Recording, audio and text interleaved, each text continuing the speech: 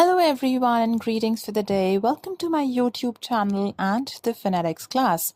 Before I begin, please subscribe and visit vertexsolution.com to find details about the English course that I'm offering for IELTS and TOEFL preparations and other services. Today I'm going to teach you 2 phonetic sounds in this video. These sounds are consonant, fricative, voiced and voiceless. The first is the voiceless and the second is the voiced, combining T and H together.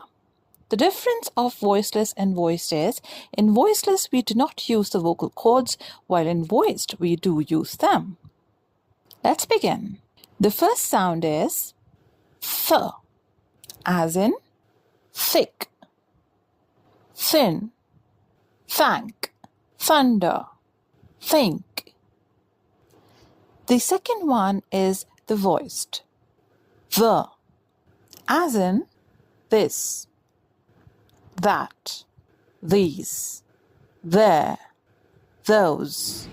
I hope it helps you building your pronunciation skills and clarity. Thank you so much for watching. Keep practicing and keep learning. Have a great day.